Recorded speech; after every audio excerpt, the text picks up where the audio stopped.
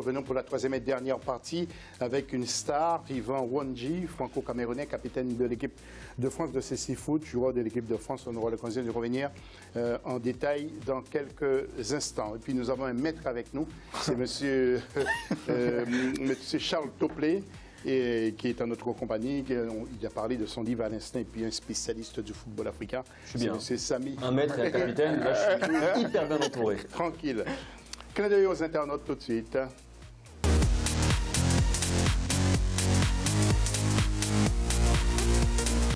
Et puis, quel regard portez-vous? C'est la dernière ligne droite sur les joueurs africains qui évoluent en Europe. Vous n'hésitez pas toujours sur notre site Africa 24 ou le hashtag Africa 24. Tout de suite, le football international avant le sujet.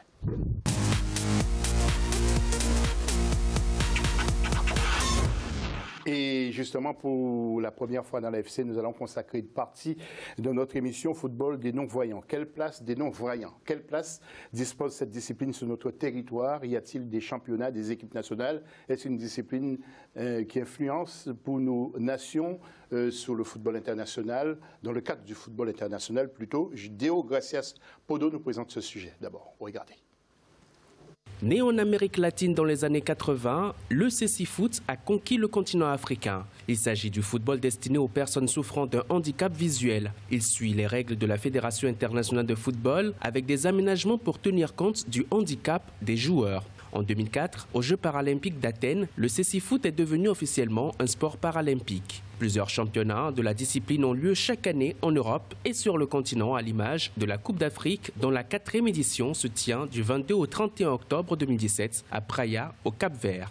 On va dire qu'à l'image des différentes disciplines paralympiques dans le monde, le Cécifoot aussi aura. Il y a des pays qui essaient de miser sur cette discipline-là pour permettre à des jeunes qui sont nés ou en handicap visuel de pouvoir suivre une certaine passion qu'il y a le football. Quand on dit c'est des jeunes qui auraient pu rester à la maison, ne rien faire, mais ont décidé de pratiquer le football malgré leur handicap visuel. Donc c'est très très important de leur venir en aide. Depuis quelques années, l'engouement suscité par cette discipline suscite davantage l'intérêt des autorités sportives africaines. Des pays comme le Maroc, le Sénégal, le Mali, la Côte d'Ivoire, le Cameroun, le Cap-Vert ou encore l'Égypte participent régulièrement aux compétitions internationales. Et malgré les difficultés de leur discipline, les joueurs ne manquent pas de détermination.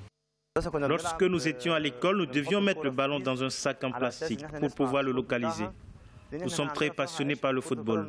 Parfois, nous nous blessons, tout comme dans un match de football normal. Mais il existe un risque supplémentaire parce que nous ne pouvons pas nous voir les uns les autres.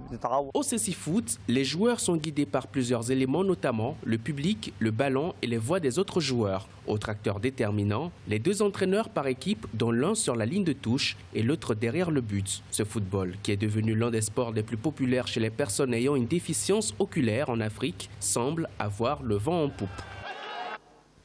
Alors, Yvan Wondji, vous êtes camerounais, disons français d'origine camerounaise.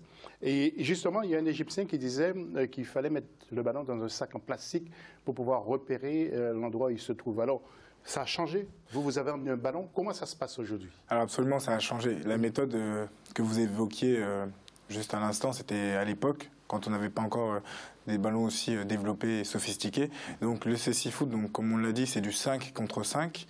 Seul le gardien de but est voyant, il n'a pas de problème visuel. Et les 4 joueurs je ne savais pas. Le gardien est voyant, comme vous.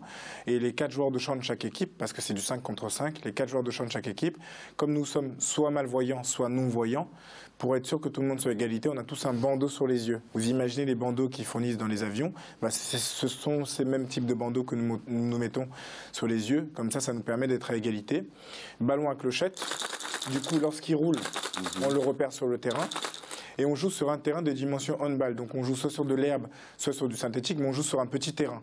Vous imaginez un terrain de foot à 11, okay, et on joue sur même pas un quart du terrain. Donc le terrain est divisé entre guillemets en 3 zones. Le gardien de but, il n'a le droit de parler qu'avec ses défenseurs. Le coach, il est au milieu de terrain sur le côté, comme en valide, il n'a le droit de parler qu'aux joueurs qui sont au niveau du milieu de terrain. Et la spécificité au Cécifoot, c'est que derrière le but, on doit marquer. derrière le but où mon équipe doit marquer, il y a un guide. C'est quelqu'un qui voit, il fait partie du staff et il a pour objectif de guider les attaquants. Par exemple, si je suis en attaque et que Charles, tu es mon guide, tu seras derrière le but adverse et tu vas me dire, Yvan, tu es à 12 mètres, tu es à 13 mètres, tu as un défenseur devant toi, tu en as 2.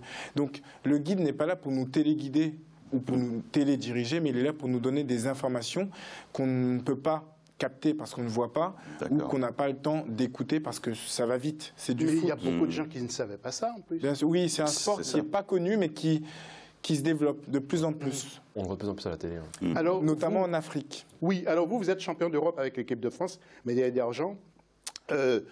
Distinction sportive avec les espoirs français de l'année 2013. Vous avez été nommé récemment dans le 93 en banlieue parisienne justement pour représenter la France aux Jeux Olympiques Paralympiques de 2024. Vous êtes un sacré bonhomme, vous. J'essaie en tout cas de m'impliquer pour que le handicap soit vu autrement, que les mentalités évoluent, notamment en Afrique, mais pas que. Et surtout pour dire aux gens qu'on peut avoir un handicap, qu'on peut être non-voyant ou avoir un quelconque handicap et évoluer, faire du sport et avoir une vie classique comme les autres, avoir une vie ordinaire et montrer qu'on peut avoir un accueil aussi bien que cet accueil que j'ai eu sur ce plateau avec les trois personnes autour de la table qui me voient pas comme un non-voyant mais comme un être humain classique qui a comme pour détail, qui a comme pour particularité d'être non-voyant. Mais le handicap, c'est pas ce qui fait une personne. Ce sont ses qualités, ses défauts qui caractérisent une personne. Ce n'est pas le handicap. Et malheureusement, surtout en Afrique, on a tendance à assimiler l'être humain avec son apparence, avec le handicap.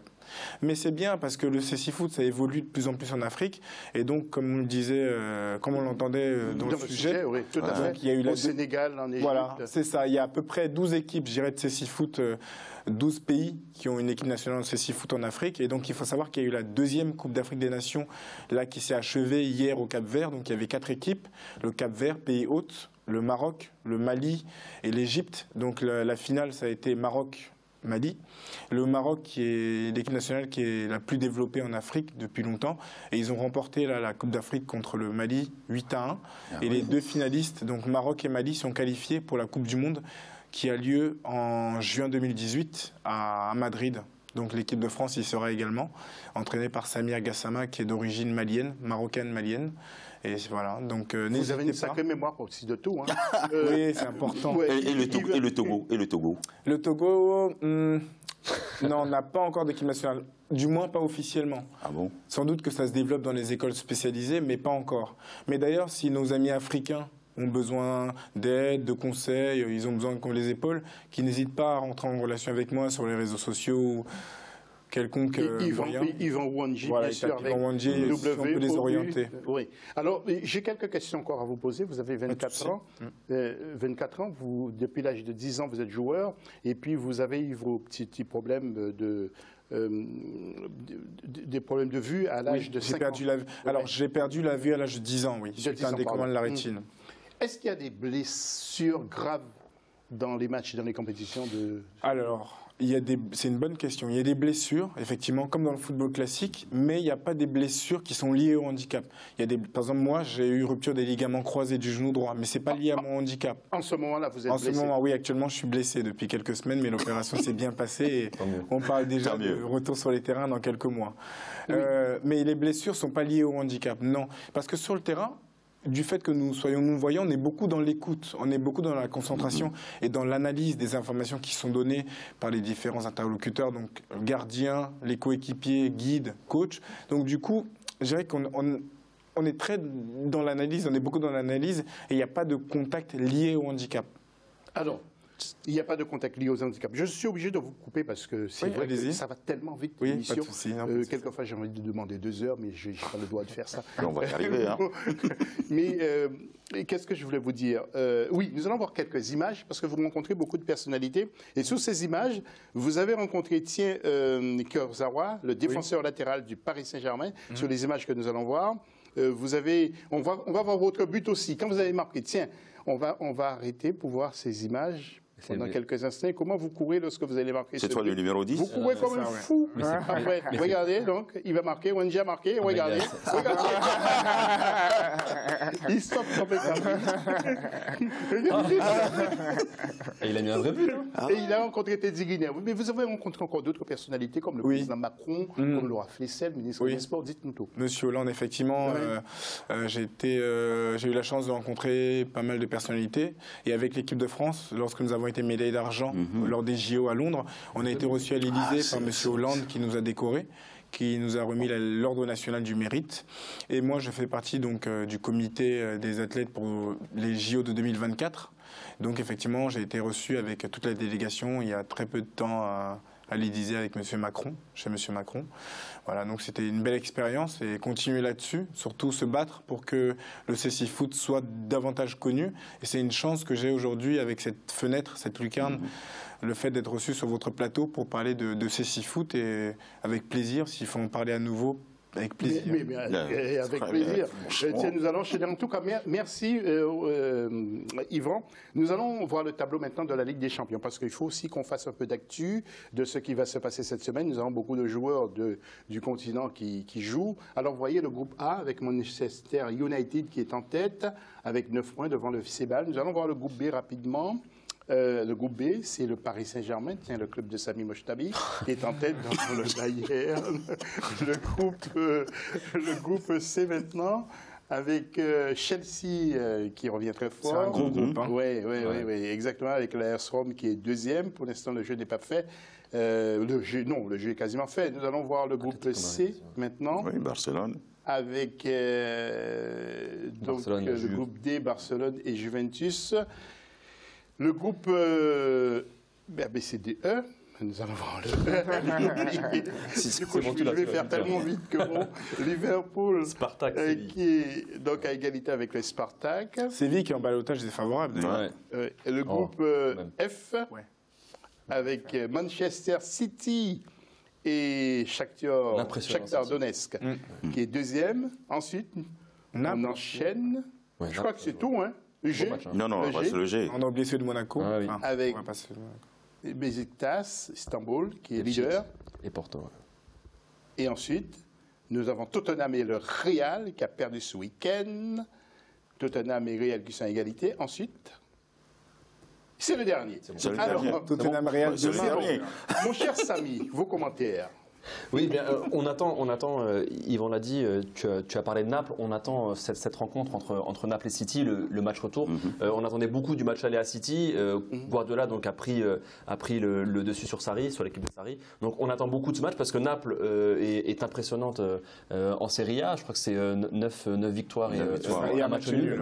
C'est impressionnant, ça joue bien. City aussi, ils sont sur un rythme extraordinaire. On sent que Guardiola a enfin trouvé la formule avec ses latéraux offensifs. Donc ça va être une vraie rencontre. Pour moi, la vraie affiche de cette semaine en Ligue des Champions, c'est vraiment Naples qui reçoit City. Ça va être un régal. Et le mardi, on risque de voir des joueurs qui vont peut-être briller comme Ebenike et le Sénégalais Abou Cissé à Olympiakos. Et puis le Marocain Mehdi Benassia à la Juventus. Autre garçon que nous pouvons voir peut-être aussi, le premier, tiens, il y a Rachid Ghezal, que nous allons voir tout à l'heure, avec Adama Traoré, Baldé Keita, Monaco, il y avait qui a marqué d'ailleurs ce week-end. Oui, tout à fait, Moussa Mariga, Yassine Brahimi au FC Porto, et puis il y a Aubameyang du côté de Dortmund, et Sadio Mané, Mohamed Salah, et Porto, du côté de Porto, la fameuse BAM, Brahimi, Aboubakar et à Paris, il n'y a pas de, on n'a pas d'Africains à Paris. Dans l'équipe parisienne, non, il y a peut-être Kurzawa qui est de... Non, même pas. Guadeloupéen. Monsieur, un dernier mot. Charles, je fais le tour. Charles, un dernier mot rapide. Écoute, moi je suis très content de rencontrer Yvan, capitaine donc de CCI Foot, équipe de France. J'ai appris beaucoup de choses et je ne savais pas que ça se passait comme ça. Et franchement, je suis très content et j'aimerais être votre coach si c'est possible. Écoutez, avec plaisir, au moins sur une séance. Déjà, vous invitez, vous conviez tous les trois à assister à une séance avec plaisir. Et surtout, nos téléspectateurs qui n'hésitent pas à taper sur Internet CCI Foot France ou Foot pour non-voyants France et ils retrouveront des images. Et avec plaisir. Merci surtout à vous trois. pour l'accueil. Vraiment, je le dis sincèrement et je le dis du fond du cœur, c'était vraiment une belle émission. Voilà, des personnes très agréables et très ouvertes.